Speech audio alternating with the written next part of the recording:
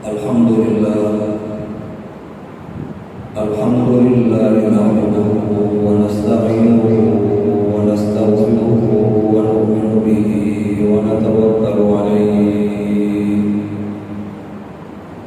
ونعوذ بالله من شرور أنفسنا ومن سيئات أعمالنا من يهده الله فلا مضل له ومن يضلله فلا هادي له ونشهد أن لا إله إلا الله وحده لا شريك له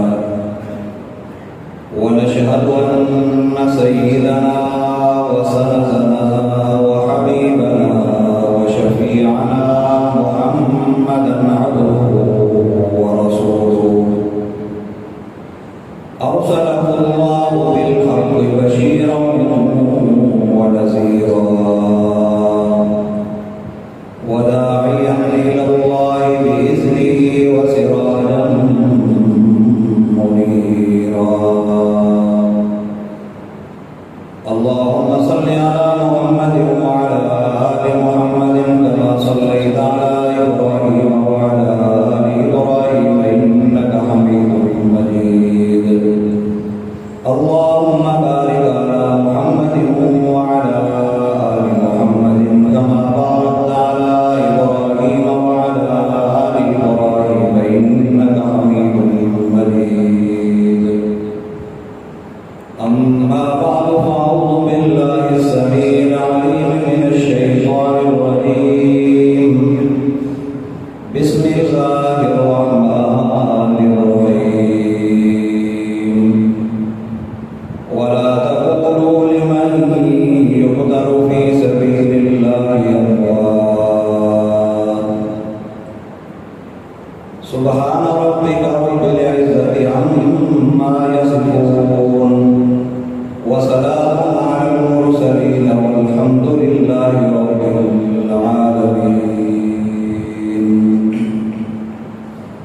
ہر قسم کی حمد و ثنا تمام قسم کی تعریفات تسبیحات تکبیرات تحلیلات تمجیدات اللہ رب العزت کی ذات کے لیے ہیں جو اس کائنات کے خالق مالک رازق حاکم مشکل کشا حاجت روا فعال لما یرید علی کل شیء قدیر ہے۔ لاکھوں کروڑوں اربوں درود و سلام امام کائنات امام الاولین والآخرین جناب محمد رسول اللہ صلی اللہ علیہ وآلہ وسلم کی ذات گرامی کے لیے ہے۔ حضرات، آپ حضرات کے سامنے اللہ تعالیٰ کی مقدس مطہر معلیٰ عرفہ کتاب میں سے ایک مقام تلاوت کرنے کا شرف حاصل کیا ہے۔ اللہ رب العزت نے اس میں عظمت شہداء کو بیان فرمایا ہے۔ اللہ رب العزت ارشاد فرما رہے ہیں کہ جو میرے راستے کے اندر کٹ جائیں، مر جائیں، شہید ہو جائیں، ان کو تم مردہ مت کہنا۔ اور دوسرے مقام میں اللہ ارشاد فرما رہے ہیں وَلَا تَحْسَبَنَّ الَّذِينَ قُتِلُوا فِي سَبِيلِ اللَّهِ أَمْوَاتًا، کہ زبان سے ہوتا کہنا تو دور کی بات ہے، تم اپنے ذہن کے اندر بھی تصور کے اندر بھی یہ بات نہ لانا کہ وہ مردہ ہیں، وہ زندہ ہے۔ اِنَّ رَبِّهِمْ يُرْزَقُونَ، وہ اپنے رب کے ہاں رزق حاصل کرتے ہیں، ان کو رزق ملتا ہے۔ اللہ رب العزت کے ہاں شہداء زندہ ہے۔ اللہ رب العزت ارشاد فرماتے ہیں کہ اگر میرا بندہ میرے میدان میں جہاد کے لیے نکلتا ہے، اگر وہ غازی بن کے آتا ہے پھر بھی کامیاب ہے، اگر وہ شہید ہو کے آتا ہے پھر بھی کامیاب ہے۔ فرمایا فَيُقْتَلْ أَوْ يَغْلِبْ فَسَوْفَ نُؤْتِيهِ أَجْرًا عَظِيمًا،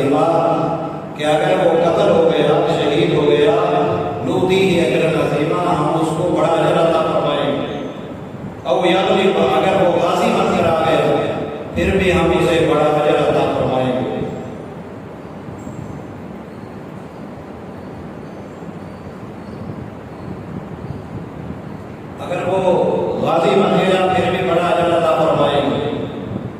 شہدائے کرام کی بڑی عظمت ہے، شہید کا بہت بڑا مقام ہے۔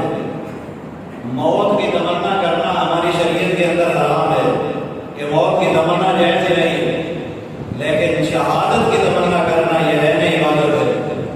حضرت فاروق اعظم رضی اللہ تعالیٰ عنہ جن کی یکم محرم الحرام کو شہادت ہوئی تو وہ بھی شہادت کی دعا مانگ رہے تھے، اس لیے کہ شہید کی گردن پر جب تلوار چلتی ہے تو اس کے سامنے جلوہ حسن یاد ہوتا ہے۔ شہید کی حالت وہ مصر والی عورتوں کی طرح ہو جاتی ہے کہ جس طرح ان کے ہاتھ کٹ رہے تھے لیکن ان کو پتہ نہیں چلا، اسی طرح شہید کی گردن کے اوپر تلوار چلتی ہے لیکن شہید کو پتہ نہیں چلتا، وہ اللہ کے عشق میں آ کر اپنی گردن کٹا دیتا ہے۔ شہداء بہت ہے، سال کا کوئی دن بھی ایسا نہیں ہے کہ جس میں کوئی شہید نہ ہو۔ شہیدوں کی لسٹ بڑی ہے، لیکن آج کے عنوان کے حوالے سے جس شہید کا تذکرہ کیا جائے گا وہ سیدنا امام حسین رضی اللہ تعالیٰ عنہ، اور ان کی شہادت کسی نے پوچھا حضرت علی اوسط جن کو امام کربلا بھی کہا جاتا ہے، امام زین العابدین سے، جو یہ علی اکبر سے چھوٹے ہیں اور علی اصغر سے بڑے ہیں، ان کے بیٹے سے کسی نے پوچھا کہ بتاؤ ہمیں شہادت کیسے ہوئی، کربلا کا واقعہ کیسے ہوا؟ تو جو انہوں نے بتایا کہ جو میرے بابا نے مجھے بتایا اور میرے بابا نے میدان کربلا میں جو واقعہ اپنی آنکھوں سے دیکھا میں بتاتا ہوں کہ حضرت امام حسین رضی اللہ تعالیٰ عنہ کربلا کے میدان میں تپتی ہوئی ریت پر اپنے خاندان کے سامنے بڑی بے دردی اور بڑی بے رحمی کے ساتھ شہید کر دیا گیا۔ کون حسین تھے؟ جن کے بارے میں حضور صلی اللہ علیہ وسلم نے فرمایا اب حسین منی وانا من الحسین، حسین مجھ سے ہے میں حسین سے ہوں۔ جو حسین سے پیار کرتا ہے وہ مجھ محمد سے پیار کرتا ہے، جو حسین سے پیار کرے گا میں محمد بھی اس سے پیار کروں گا۔ ایک دفعہ آقا علیہ الصلوۃ والسلام تشریف فرما تھے، مسجد نبوی ہے، ایک چھوٹا بچہ آیا حضور صلی اللہ علیہ وسلم کی گود میں آ کر بیٹھ گیا۔ آقا علیہ الصلوۃ والسلام بڑی محبت کر رہے ہیں، کبھی اس کو پیار دے رہے ہیں، کبھی اس کے ہونٹ چوم رہے ہیں، کبھی آقا اس کے سر پہ ہاتھ رکھتے ہیں۔ صحابہ میں آپس میں باتیں شروع ہو گئی، یار یہ کس کا بچہ ہے، یہ کس خوش نصیب اور خوش قسمت آدمی کا بچہ ہے، آقا کی گود اس کو مل گئی اور آقا اس سے پیار کر رہے ہیں۔ صحابہ نے کہا ہمیں نہیں پتا یہ کس کا بچہ ہے۔ حضور سے سوال کر رہا یا رسول اللہ صلی اللہ علیہ وسلم آپ بتائیں، آپ اتنی محبت کر رہے ہیں اس بچے سے، آپ اتنا پیار کر رہے ہیں اس بچے سے، آپ ہمیں بتا دیں کہ یہ بچہ کون ہے، کس کا بیٹا ہے۔ آقا علیہ الصلوۃ والسلام نے فرمایا مجھے بھی نہیں پتا یہ کس کا بیٹا ہے۔ پھر آقا آپ اس سے اتنا پیار کیوں کر رہے ہیں؟ تو آقا علیہ الصلوۃ والسلام نے فرمایا بات یہ ہے کہ کل میں نے گلی کے اندر اس کو دیکھا ہے کہ یہ حسین سے پیار کر رہا تھا، اور جو حسین سے پیار کرتا ہے میں محمد بھی اس سے پیار کرتا ہوں۔ اور مجموع الفوائد کی روایت ہے، حضرت حذیفہ رضی اللہ تعالیٰ عنہ ماں نے کہا حذیفہ جاؤ حضور کے پاس میں چکر لگا لیا کر۔ حضرت حذیفہ حضور کے پاس جانے لگے تو ماں نے کہا بیٹا ادھر آ، ایک بات سن کے جا کہ جا رہے ہو حضور کے پاس اپنے لیے بھی دعا کروانا اور میرے لیے بھی دعا کروانا۔ حضرت حذیفہ رضی اللہ تعالیٰ عنہ روانہ ہو چکے۔ حضرت حذیفہ فرماتے ہیں میں مسجد میں پہنچا، مغرب کی نماز کا وقت تھا، آقا علیہ الصلوۃ والسلام مغرب کی نماز پڑھائی آقا نے، میں پیچھے انتظار کرتا رہا۔ آقا علیہ الصلوۃ والسلام نوافل میں مشغول ہو گئے، میں انتظار کرتا رہا۔ عشاء کی اذان ہو گئی، آقا علیہ الصلوۃ والسلام نے نماز پڑھائی۔ نماز پڑھانے کے بعد آقا علیہ الصلوۃ والسلام تشریف لے کر چلے گئے۔ حضرت حذیفہ رضی اللہ تعالیٰ عنہ فرماتے ہیں کہ میں بھی حضور کے پیچھے پیچھے چلا گیا۔ حضور نے پیچھے نہیں دیکھا، حضور نے فرمایا کون ہے میرے پیچھے آنے والا، کہیں میرے پیچھے حذیفہ تو نہیں آ رہا۔ حضور نے فرمایا کہیں میرے پیچھے حذیفہ تو نہیں آ رہا۔ تو میں نے کہا جی یا رسول اللہ میں حذیفہ ہوں۔ فرمایا حذیفہ جا، تجھ پر بھی اللہ رحمت کرے، تیری ماں پر بھی اللہ رحمت کرے۔ حضرت حذیفہ فرماتے میں بڑا پریشان ہو گیا کہ آقا علیہ الصلوۃ والسلام کو کیسے پتہ چل گیا کہ میں دعا کروانے کے لیے آیا ہوں۔ تو حضور صلی اللہ علیہ وسلم نے فرمایا کہ ابھی ابھی میرے پاس ایک فرشتہ آیا ہے جو پہلے زمین پر کبھی نہیں آیا تھا، وہ آ کر مجھے اس نے سلام کیا اور اللہ کا ایک پیغام دے کر گیا ہے کہ یہ حسن اور حسین ہیں، یہ جنتی نوجوانوں کے سردار ہیں۔ آقا علیہ السلام کتنا ان سے پیار اور کتنی ان سے محبت کرتے تھے۔ حضرت ابو ہریرہ رضی اللہ تعالیٰ عنہ فرماتے ہیں ہم حضور کے ساتھ جا رہے تھے کسی ساتھی کی دعوت پر، تو حضرت حسین 5 سال کی عمر ہے، دوڑتے دوڑتے آئے، حضور صلی اللہ علیہ وسلم نے اپنے گلے سے لگایا اور ان کو پیار دیا۔ اور حضرت ابو ہریرہ فرماتے ہیں ایک موقع پر ہم حضور کے ساتھ گلی سے گزرے، حضرت علی کے گھر سے گزرے، فاطمہ کے گھر سے گزرے، اندر بچوں کے رونے کی آواز تھی۔ حضور نے پوچھا فاطمہ بچے کیوں رو رہے ہیں؟ یا رسول اللہ صلی اللہ علیہ وسلم کھانے کو کچھ نہیں، گھر میں پانی نہیں۔ حضور نے صحابہ کو بھیجا، ادھر بھیجا ادھر بھیجا، لیکن کہیں سے پانی نہ ملا۔ حضور نے فرمایا حسن کو اندر لاؤ، حسن کو کہا تھا۔ حضرت حسن آ گئے، آقا علیہ السلام نے اپنی زبان نکالی اور کہا حسن اس کو چوسو، تو حضرت حسن چوستے رہے۔ حضرت حسن کی بھوک بھی ختم، حضرت حسن کی پیاس بھی ختم۔ آپ نے حضرت حسن اور حسین کو اندر بھیج دیا۔ آپ نے فرمایا حسین کو باہر بھیجو، حضرت حسین کو باہر لایا گیا۔ حضرت حسین باہر آئے تو حضرت حسین رضی اللہ تعالیٰ عنہ کے لیے حضور صلی اللہ علیہ وسلم نے زبان کھولی، حضرت حسین نے بھی زبان چوسی، حضرت حسین کی بھی بھوک ختم، حضرت حسین کی پیاس ختم۔ تو جو نبی حضرت حسین رضی اللہ تعالیٰ عنہ کو پیاسا دیکھنا برداشت نہیں کرتے تھے، وہ کربلا کے میدان میں کٹتا ہوا کیسے برداشت کر سکتے تھے؟ اتنا پیار کرتے تھے آقا علیہ السلام حضرت حسن اور حضرت حسین سے۔ اور بڑی عجیب بات ہے کہ حضرت حسن اور حضرت حسین ان دونوں کا نام اللہ تعالیٰ نے خود رکھا ہے۔ ہمارا نام کون رکھتا ہے؟ باپ رکھتا ہے، ماں رکھتی ہے، دادا رکھتا ہے، دادی رکھتی ہے، نانا رکھتا ہے، یا کوئی عالم یا پیر رکھتا ہے۔ حضرت علی کے پاس جب حضرت حسن پیدا ہوئے، حضور صلی اللہ علیہ وسلم تشریف لائے، فرمایا میرا بیٹا نواسا پیدا ہوا، اس کا نام کیا رکھا ہے؟ حضرت علی نے کہا یا رسول اللہ اس کا نام میں نے حرب رکھا ہے۔ حرب کا معنی جنگجو، لڑاکا، جس طرح میں بہادر میرا بیٹا بہادر۔ حضور صلی اللہ علیہ وسلم نے فرمایا نہیں، اللہ کی طرف سے مجھے پیغام ہے، مجھے حکم ہے کہ اس کا نام حرب نہیں، اس کا نام حسن ہے۔ تو حضور نے اللہ کے حکم سے ان کا نام حسن رکھا۔ حضرت حسین پیدا ہوئے، حضرت حسین کا نام جعفر رکھا گیا۔ تو حضور صلی اللہ علیہ وسلم آئے علی کے پاس کہ علی اس کا نام کیا رکھا؟ تو علی نے کہا یا رسول اللہ اس کا نام میں نے جعفر رکھا۔ تو آپ نے کیا فرمایا؟ آپ نے فرمایا جعفر نہیں، اللہ کا مجھے حکم ہے کہ اس کا نام حسین رکھ، میں نے اس کا نام حسین رکھ دیا۔ کتنی بڑی عظمت ہے کہ اللہ نے خود نام رکھے۔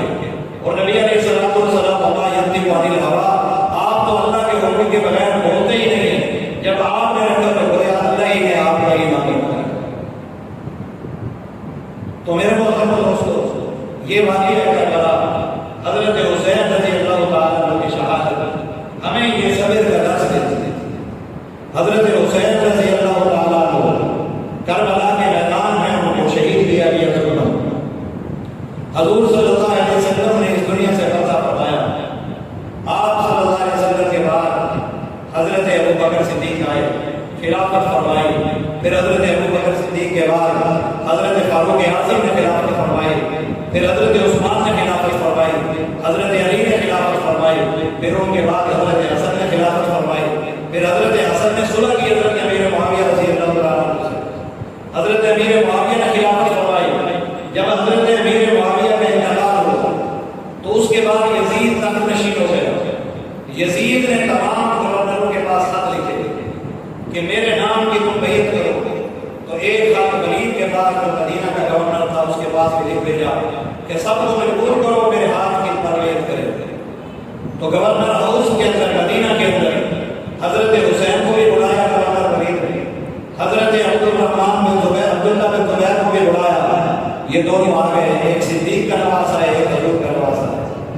کہا کہ میں نے ایک بات کرنی ہے۔ کہا کیا بات ہے؟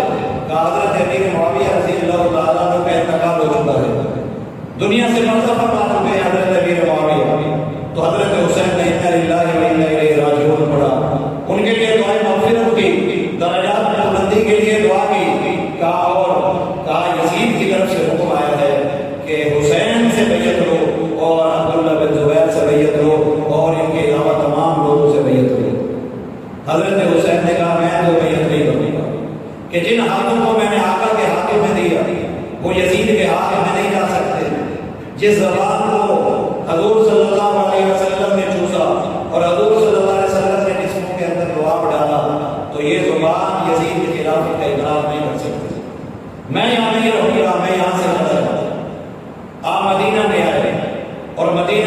تجسس ہونے لگے یہ کیسا انقلاب ہے کہ ساری دنیا کے لوگ مدینہ کی حاضری کے لیے تڑپتے ہیں، مسلمان روضہ رسول کی حاضری کے لیے تڑپتا ہے، لیکن آج حسین مدینہ کو چھوڑ رہا ہے۔ مدینہ سے نکلے، آپ کے بیٹے آپ کے ساتھ ہے، آپ کی بیٹیاں آپ کے ساتھ ہے، حسن کی اولاد آپ کے ساتھ ہے، آپ مدینہ سے نکل رہے ہیں۔ آپ کی بیٹی جو سغرا ہے وہ بیمار ہے، کہا بیٹی تو مدینہ میں رہ جا، میں اپنے بیٹے علی اکبر کو بھیجوں گا، علی اکبر جو تیرا بھائی ہے اس کو بھیجوں گا، تجھے لے جائے گا، تو یہاں مدینہ میں رہے۔ یہ قافلہ نکلا، مدینہ سے مکہ پہنچا، کوفیوں کو پتہ چلا، کوفیوں نے خط لکھنا شروع کر دیا، حسین ہمیں پتہ چلا تھا کہ آپ نے یزید کی بیعت کرنے سے انکار کر دیا، آپ نے مہربانی کیجیے ہمارے پاس تشریف لے آئے، اللہ کے دین کو بچائیں، اپنے نانا کے دین کو بچائیں، ہمارے پاس آ جائیں، ہمارا دین خطرے میں ہے، ہمارا ایمان خطرے میں ہے، بدعت ایجاد ہو چکی ہے، جلدی آپ ہمارے پاس آ جائیں۔ البدایہ والنہایہ اٹھائیں، تاریخ دبری اٹھائیں، 12,000 خط لکھے کوفیوں نے، حضرت امام حسین تیار ہو گئے، عبداللہ ابن عباس آئے، عبداللہ ابن عباس نے کہا حسین مت جانا، کوفہ والے بڑے بے وفا ہیں، اگر مجھے پتہ ہوتا کہ آپ میرے کہنے سے رک جائیں گے تو میں آپ کی سواری کے آگے لیٹ جاتا اور آپ کو نہ جانے دیتا، لیکن حضرت حسین رضی اللہ تعالیٰ کو کہہ رہے تھے کہ میں نے جانا ہے، کل کو اگر وہ یہ کہہ دیں کہ حضور کو کہہ دیں کہ ہم نے آپ کے دین کے لیے آپ کے نواسے کو بلایا تھا لیکن آپ کا نواسہ ہمارے پاس نہیں آیا، تو بتائیں ہم کیا جواب دیں؟ میں جانے کے لیے تیار ہوں۔ مسلم بن عقیل رضی اللہ تعالیٰ کو بھیجا حالات کا پتہ کرنے کے لیے، جب مسلم بن عقیل جانے لگے تو مسلم بن عقیل کے دو چھوٹے بچے ضد کرنے لگے، جس طرح باپ جب سفر میں نکلتا ہے تو جو بچے ہوتے ہیں چھوٹے وہ ضد کرتے ہیں کہ ہم بھی ساتھ جاتے ہیں، تو مسلم بن عقیل رضی اللہ تعالیٰ عنہ کے بچوں نے ضد کی، ان کے ساتھ چل پڑے۔ جب مسلم بن عقیل کوفہ میں پہنچے تو پہلے دن 10,000 کوفیوں نے بیعت کی، دوسرے دن 18,000 نے، 40,000 کوفیوں نے حضرت مسلم بن عقیل کے ہاتھ میں بیعت کی۔ حضرت مسلم بن عقیل نے خط لکھ دیا کہ حسین آ جائیں، کوفہ والے بڑے وفادار ہیں، آپ کے نام پر مر مٹنے کے لیے تیار ہیں، آپ تشریف لے کر آ جائیں۔ ادھر یزید نے جو گورنر تھا نعمان بن بشیر اس کو معصوم کر کے ایک نیا گورنر عبید اللہ بن زیاد کو بھیجا۔ عبید اللہ بن زیاد اپنا چہرہ کپڑے سے چھپائے ہوئے داخل ہوا کوفہ شہر میں، لوگوں نے سمجھا شاید حسین آ گئے، لوگوں نے کہا السلام علیکم یا حسین یا حسین یا حسین، ساتھ چلتے رہے۔ جب گورنر ہاؤس میں پہنچے تو اس نے اپنے چہرے سے کپڑا ہٹایا تو لوگوں نے دیکھا یہ تو ابن زیاد ہے، تو کہا مجھے پتہ چلا ہے کہ تم حسین کے نام پہ ان کی بیعت کر رہے ہو، اگر تم نے بیعت نہ توڑی نہ چھوڑی تو تمہیں میں قتل کر دوں گا، سولی پہ لٹکا دوں گا۔ تو سارے بدوی ایک دھمکی پر بے وفا ہوئے، سب نے ساتھ چھوڑ دیا۔ 40,000 جو مسلم بن عقیل کے ہاتھ میں جنہوں نے بیعت کی تھی انہوں نے مسلم بن عقیل کا ساتھ چھوڑ دیا۔ مسلم بن عقیل کو فوج پکڑنے کے لیے گئی، مسلم بن عقیل لڑتے رہے، اب گلیوں میں تانے مارے پھر رہے ہیں، سارے کوفی جنہوں نے بلایا آج ان کے دروازے بند ہو چکے۔ حضرت مسلم بن عقیل رضی اللہ عنہ ایک دروازے کے سامنے جا کر بیٹھ گئے، ایک عورت نے ام ہانی اس نے دروازہ کھولا، اس نے کہا تو کون ہے؟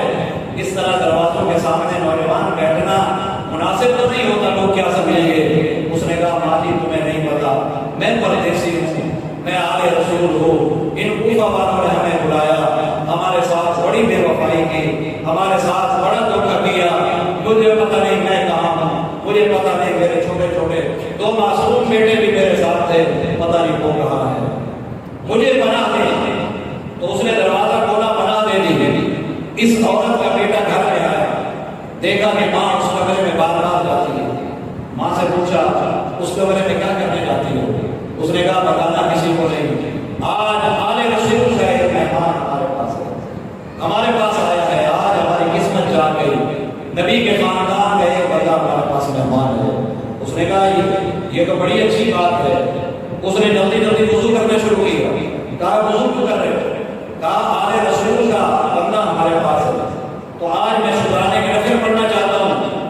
پھر وہ گھر سے باہر نکلا. ماں نے کہا گھر سے باہر تو نکل رہا ہے. کہا آج شکرانے کے لیے پھر گھر میں نہیں پڑھوں گا, کوفہ کی جامع مسجد میں پڑھوں گا کہ آل رسول کا ایک آدمی ہمارے پاس مہمان ہے. بے وفائی کی بھی حد ہوتی ہے. کوفہ کی مسجد میں نہیں گیا, سیدھا ابن زیاد کے پاس گیا کہ اور ہمارا شکار ہمارے گھر میں موجود ہے. سب کو لے کر آ گیا.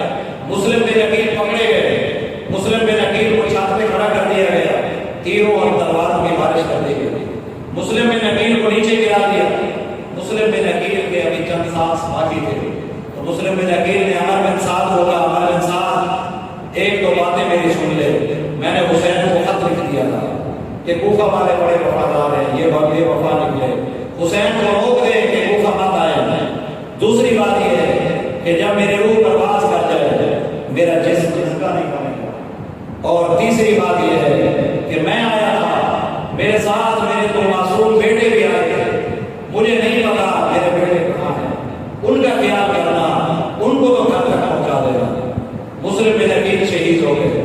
ظالموں نے ان کے بیٹوں کو پکڑا, ان کی گردنوں کو کاٹ کر ان کو بھی گلی میں پھینک دیا.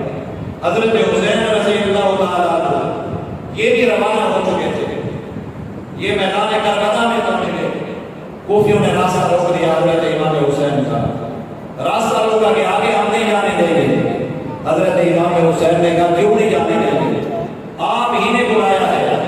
حضرت امام حسین کو بڑیاں خط لے کر گئے, 12,000 خط لے کر گئے. ایک ایک خط نکال کر ان کو دکھاتے رہے کہ تم نے نہیں لکھا یہ خط, فلاں تم نے نہیں لکھا, فلاں موجود ہے, فلاں موجود ہے, فلاں موجود ہے. سارے موجود تھے. کہا جی حسین ہم نے لکھے ہیں, لیکن ابھی یزید کے ہاتھ میں بیعت کرنی پڑے. حضرت امام حسین نے کہا 3 باتیں میری مانو, 3 میں سے ایک مان لو. پہلی بات یہ ہے کہ ڈائریکٹ مجھے یزید سے ملاقات کر دو. میں جاؤں کہ یزید جانے, ہم دونوں بیٹھ کر معاملات حل کر لیتے. یا دوسری بات یہ ہے کہ مجھے مدینہ واپس جانے دو.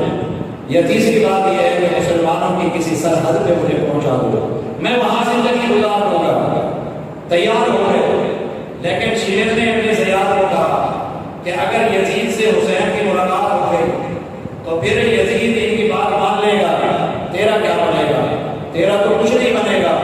تو شمر نے کہا نہیں حسین کوئی بات نہیں مانی جائے گی, آپ اپنے زیاد کے ہاتھ پہ بیعت کریں یزید کی. تو حضرت حسین نے کہا میں مر تو سکتا ہوں, کٹ تو سکتا ہوں, لیکن میں یزید کی بیعت نہیں کر سکتا. میدان کربلا میں یہ 2 محرم اور حرام کو یہ سارا گفتگو ہو رہی ہے, سارے معاملات طے ہو رہے ہیں. چلتے چلتے 7 محرم آ گئے. پانی بند کر دیا ظالموں نے, پانی بند ہے.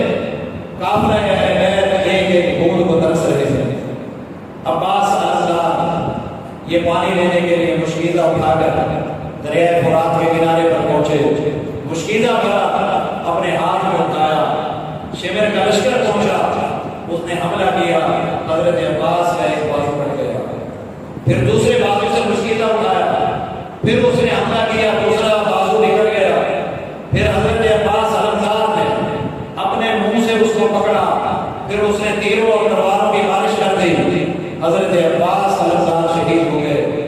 ادھر سے زینب خیمے سے باہر نکلی اور کہا چچا عباس ہمیں پانی کی ضرورت نہیں ہے, آپ تشریف لے آئیں, آپ آ جائیں. لیکن چچا نے اب کہاں آنا تھا. حضرت حسین رضی اللہ تعالیٰ جوان مردی کے ساتھ اپنے قافلے کو لیے کھڑے رہے. آپ کے ساتھ حضرت قاسم بھی ہے جو حضرت حسن رضی اللہ تعالیٰ کے بیٹے ہیں. مورخین لکھتے ہیں کہ حضرت قاسم یہ نکلے لڑائی کے لیے اور بڑا اعلیٰ جبہ پہنا ہے. یہ لڑائی کے لیے نکلے, لڑائی کی, نیچے گرے, وہاں سے پکارا چچا حسین. تو حضرت حسین 58 سال 59 سال عمر تھی, بوڑھے باپ کی طرح دوڑے, جا کر قاسم کو اپنے سینے سے لگایا, اس کو بوسے دیے.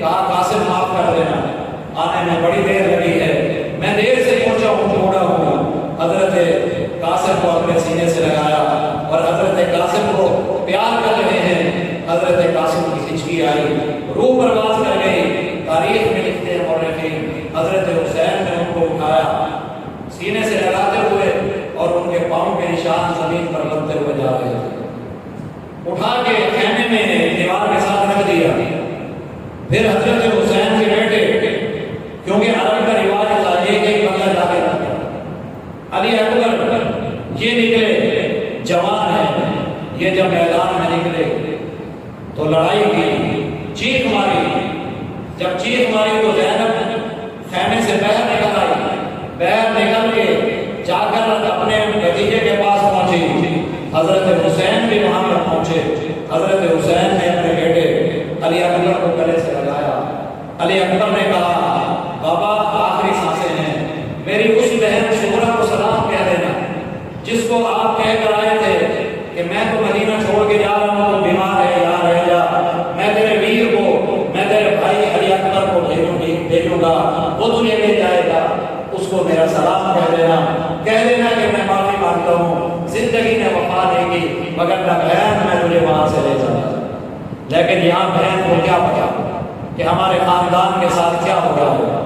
بہن روزانہ بہن نکلتی ہے، بہن پوچھتی ہے جو مکہ میں جا رہے ہیں، مکہ سے آ رہے ہیں، لوگوں مجھے بتاؤ تو صحیح میرے پاپا کا کیا حال ہے، لوگوں مجھے بتاؤ تو صحیح میرے بھائیوں کا کیا حال ہے، میرا خاندان کہاں ہے، لیکن نہیں پتا کہ آپ کا خاندان ایک ایک کر کے سوا ہو رہا ہے۔ حضرت حسین رضی اللہ تعالیٰ عنہ یہ میدان میں نکلے، حضرت حسین جب میدان میں نکلے لڑتے رہے۔ اس سے پہلے حضرت زینب نے کہا حضرت حسین کو کہ ان کی لڑائی ہے ہمارے ساتھ، یہ دشمنی ہے ان کی ہمارے ساتھ، لیکن یہ 6 ماہ کا اثر ہے، یہ پیاس سے تڑپ رہا ہے، آپ ان کو کہیں گے 2 گھونٹ پانی کے لیے میں ظالم ہوں، تمہاری لڑائی ہمارے ساتھ ہے۔ تو حضرت حسین نے علی کو اٹھایا، اپنے ہاتھوں میں لیا، اپنے ہاتھوں میں لے کر ظالموں سے مخاطب ہوئے، کہا ظالموں تمہاری لڑائی ہے میرے ساتھ ہے، کوئی گلہ شکوہ ہے میرے ساتھ ہے، بتاؤ اس 6 ماہ کے معصوم بچے کا کیا قصور ہے، اس کے لیے تو 2 گھونٹ پانی دے دو۔ تو انہوں نے جواب میں پانی دینے کے بجائے تیر چلائے، علی اصغر کے ہاتھ میں لگا، حضرت حسین نے تیر کھینچا، خون کا فوارہ نکلا، ہاتھ میں چٹور میں خون بھر کے آسمان کی طرف پھینکا اور کہا اللہ میں آخری نشانی بھی میری قبول کیجیے، آخری قربانی بھی میری قبول کیجیے، میں اپنے خاندان کو ذبح کرا چکا ہوں، خیمے کے ساتھ چھوٹی سی قبر بنائی، وہاں اپنے رخت جگر کو دفن کیا، پھر پوری جوان مردی کے ساتھ فوراً شیر کی لڑکٹ کی طرح لڑتے ہوئے حضرت امام حسین نے جامع شہادت نوش کی، شمر آگے بڑھا، شمر نے آپ کا سر کاٹا اور نیزے پر چڑھا دیا، اور آپ کا سر ایسے محسوس ہوتا تھا کہ جیسے آپ کی پیشانی نیچے کی طرف جھک رہی ہے اور چہرہ اوپر کی طرف ہے۔ کیا مطلب یہ نکلا کہ آپ کی پیشانی سجدے کے لیے مچل رہی تھی کہ آپ نے ایک سجدہ کر لیا اور دوسرے سجدے کے انتظار میں۔ حسین کی موت آئی، شہادت ہوئی سجدے میں، اور حضور نے کیا فرمایا کہ جس کی موت جس حالت میں آئے گی کل قیامت والے دن وہ اسی حالت میں اٹھایا جائے گا۔ ایک آدمی آ رہا تھا حج کے لیے، لبیک لبیک اللہم لبیک کی صدائیں لگاتے ہوئے، شہید ہو گیا، راستے میں اسے انتقال ہو گیا، تو حضور نے فرمایا کہ یہ کل قیامت والے دن لبیک لبیک کی صدائیں لگاتا اٹھے گا۔ تو حسین کی موت آئی، شہادت ہوئی سجدے میں، تو حضرت حسین رضی اللہ تعالیٰ عنہ جب اٹھیں گے سجدے کی حالت میں اٹھیں گے، یہ یوں کہہ لیجیے کہ حسین ایسی شخصیت ہے جو قیامت تک نماز میں ہے، قبر میں ہے، نماز میں ہے، جب اٹھیں گے تب بھی نماز میں ہوں گے۔ حضرت امام حسین رضی اللہ تعالیٰ عنہ نے ہمیں سبق دیا کہ نماز نہیں چھوڑنی اور باطل کے سامنے جھکنا نہیں ہے، نماز نہیں چھوڑنی کہ کربلا کی تپتی ہوئی ریت پر حضرت امام حسین نے نماز پڑھی، نماز نہیں چھوڑی۔ آج ہمارے لیے مسجدیں موجود ہیں، تعلیم موجود ہے، آج ہمارے لیے پنکھے موجود ہیں، ہر قسم کی نعمتیں ہمارے پاس موجود ہیں، لیکن پھر بھی ہم نماز کے لیے نہیں آتے۔ حضرت امام حسین رضی اللہ تعالیٰ عنہ بڑی جوانمردی کے ساتھ، بڑی ہمت کے ساتھ لڑتے رہے۔ نہ میں نے کربلا کا منظر دیکھا ہے، نہ آپ نے منظر دیکھا ہے۔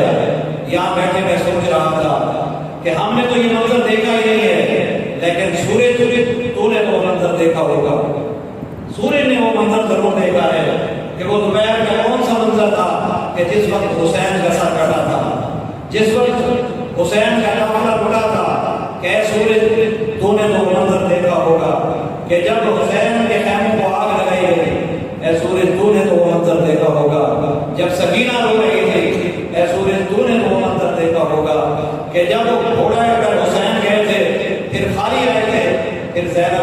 تھی کہ حسین ایک گھوڑے تو آ گیا لیکن میرے حسین کو کہاں چھوڑ کے آ گیا. سکینہ پوچھتی تھی گھوڑے تو آ گیا میرے بابا حسین کو کہاں چھوڑ کے آ گیا.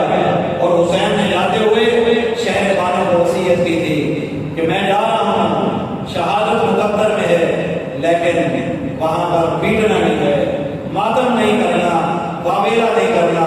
جس طرح آپ کی والدہ حضرت فاطمہ نے صبر کیا, ہماری والدہ فاطمہ نے صبر کیا آقا علیہ السلام کی وفات پر, تم اس طرح صبر کرنا, صبر کا درس دیتے رہے.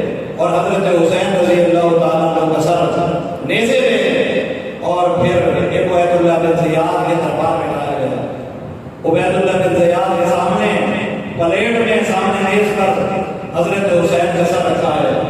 عبید اللہ بن زیاد نے چھڑی اٹھا کے کبھی امام حسین کے نام پہ مارتا ہے, کبھی آپ کے ہونٹوں پہ مارتا ہے. یہ سارے لوگ منظر دیکھ رہے تھے. ایک بوڑھا بابا, آپ مشکاہ شریف پڑھے, ایک بوڑھا بابا جس کا نام انس بن مالک ہے, وہ کھڑا ہوا, کہا ظالم اپنی چھڑی پیچھے کر, ظالم اپنا ہاتھ پیچھے کر, ظالم لعین تجھے نہیں پتا میں نے کئی دفعہ اپنی آنکھوں سے دیکھا اس ہونٹوں کو تو حضور چوما کرتے تھے, ان ہونٹوں کو تو علی چوما کرتے تھے, ان ہونٹوں کو تو فاطمہ چومتی تھی. ظالم تم نے یہ کیا کر دیا, پیچھے کر. وہ ظالم باز آ گیا, وہ ظالم رک گیا. پھر یہ قافلہ چلتے ہوئے یزید کے پاس پہنچا تو یزید نے کہا میں نے تو نہیں کہا تھا ان کو قتل کر دو. پھر یہ قافلہ مدینے میں پہنچا. جب یہ قافلہ مدینے میں پہنچا سارے مدینے والوں کی چیخیں نکل گئی کہ ہے حسین کا قافلہ تو رک گیا. حضرت ام المؤمنین ام سلمہ رضی اللہ تعالیٰ عنہ نے جب سنا تو ام سلمہ رضی اللہ تعالیٰ عنہ بے ہوش ہو گئی, نیچے گر گئی. ہوش آیا تو کہا کہ بس اعظم کو پہاڑوں سے چیخنے کی آواز آ رہی ہے. تو مجھے نہیں پتا تھا کہ 10 ماروں میں آرام کو نواز رسول شہید ہو گئے. اور حضرت امام زین العابدین جو بیمار کا پڑا تھا, ساری زندگی پھر کبھی ٹھنڈا پانی نہیں پیا, نارمل پانی پیا کرتے تھے. کسی نے کہا کہ آپ ٹھنڈا پانی کیوں نہیں پیتے, آپ ٹھنڈا پانی تو پیتے پیتے. تو حضرت امام زین العابدین نے کیا فرمایا, کہا میں ٹھنڈا پانی کیسے پیوں, میں جب ٹھنڈا پانی پیتا ہوں مجھے علی اکبر کا تڑپتا ہوا لاشا نظر آتا ہے, مجھے علی صدر کا تڑپتا ہوا لاشا نظر آتا ہے, مجھے سکون نہیں ملتا, میں ٹھنڈا پانی نہیں پیتا. ساری زندگی حضرت امام زین العابدین رضی اللہ تعالیٰ عنہ ٹھنڈا پانی انہوں نے استعمال نہیں کیا کہ سارے کربلا والے شہید ہو گئے. اور پھر مدینہ کے اندر باقی حضرت امام زین العابدین نے اور باقی جو بچ گیا قافلہ انہوں نے اپنی وہاں پر زندگی گزاری. اور حضرت امام حسین رضی اللہ تعالیٰ عنہ نے بڑی جوان مردی کے ساتھ لڑتے ہوئے ہمیں درس دے دیا کہ یہ سر کسی اور کے در پہ نہیں جھکنا چاہیے, صرف ایک ہی در ہے, وہ اللہ کا در ہے. اللہ کے در کے علاوہ کسی اور کے در پہ اس کو سر کو مت جھکنے دینا, صرف ایک ہی در ہے. اس لیے اگر کامیابی چاہتے ہیں تو پھر اللہ کا در نہ چھوڑیں, اللہ کے در پہ آ جائیں. اور حضرت حسین رضی اللہ تعالیٰ عنہ کے لیے صرف یہ محرم الحرام کا مہینہ نہیں ہے, حضرت حسین رضی اللہ تعالیٰ عنہ کے لیے سارا سال ہے کہ سارا سال یہ حضرت حسین کا ہے. آج یزید کا نام نہیں ہے, آج شمر کا نام نہیں ہے, کیونکہ ان کی فکر نہیں, ان کا کوئی نسل العین نہیں. مرتا تو وہ ہے جس کا مشن مر جائے, مرتا تو وہ ہے جس کا نسل العین مٹ جائے. حضرت حسین کل بھی زندہ تھے, حضرت حسین آج بھی زندہ ہے, حضرت حسین فلسطین میں بھی زندہ, کابل اور قطار میں بھی زندہ, ہر جگہ پر حضرت حسین رضی اللہ تعالیٰ عنہ زندہ ہے, کل بھی زندہ اور ہمیشہ کے لیے زندہ. اور حضرت حسین بھی زندہ اور حسین کے نانا حضور صلی اللہ علیہ وسلم بھی زندہ, حسین بھی زندہ ہے. ہمارے اور آقا, ہمارے پیارے آقا جناب محمد رسول اللہ صلی اللہ علیہ وسلم وہ بھی زندہ ہے. آج آپ دیکھ لیں حسین نام کے بچے آپ کو مل جائیں گے, یزید نام کے بچے نہیں چلیں گے, شمر نام کے بچے نہیں چلیں گے, کیونکہ حسین کا نسل العین زندہ ہے, حسین کا مشن زندہ ہے. حسین رضی اللہ تعالیٰ عنہ آج بھی زندہ ہے, کل بھی زندہ ہے, پورے زمانے حسین کے ہیں. تو حضرت حسین رضی اللہ تعالیٰ عنہ نے یہ عظیم قربانی دے کر ہمیں صبر کا درس دیا اور ہمیں درس دیا کہ اللہ کے علاوہ کسی اور کے سامنے نہیں جھکنا۔ اور ایک روایت ہے حضرت عبداللہ ابن عباس سے اور اسی کے راوی ہیں حضرت علی رضی اللہ تعالیٰ کہ کہا ہم نے دیکھا کہ حضور بیان نکلے ہوئے تھے اور آپ کے ہاتھ میں ایک شیشی تھی، اس میں خون تھا، آپ کے چہرے کا رنگ اڑا ہوا تھا۔ تو میں نے پوچھا یا رسول اللہ کیا ہے؟ آپ صلی اللہ علیہ وسلم نے فرمایا کہ ابھی میرے پاس جبرائیل آئے تھے اور مجھے کہہ کر گئے تھے کہ آپ کے خاندان کے لوگ کو، آپ کی امت کے لوگ شہید کریں۔ کربلا کے میدان میں جبریل امین نے ہاتھ اڑا کر اور مجھے مٹی بھی دکھائی دے اور یہ خون میرے اہل بیت کا خون ہے۔ حضور رونے لگے، حضور کی آنکھوں سے آنسو نکل پڑے۔ کون کہتا ہے کہ غم حسین میں رونا جائز نہیں ہے؟ حضرت حسین کے غم میں نہ رو، رونا حرام ہے، بدعت ہے۔ کون کہتا ہے؟ یہاں آپ پڑھے کہ حضور صلی اللہ علیہ وسلم کی آنکھوں سے آنسو نکلے، حضور روئے تھے، حضور نے رو کر ہمیں بتایا کہ غم حسین میں رونا جائز ہے۔ تو میرے محترم دوستو، حضرت حسین رضی اللہ تعالیٰ عنہ کا یہی سبق ہے کہ مسجد نہ چھوڑنا، رب کا در نہ چھوڑنا۔ جب تم پر مشکل حالات آئیں، اگر کسی کے ساتھ تمہارے باطل کے ساتھ ٹکر ہو جائے تو پھر پیچھے مت ہٹنا، باطل سے ٹکر لے لینا۔ اللہ تعالیٰ سے دعا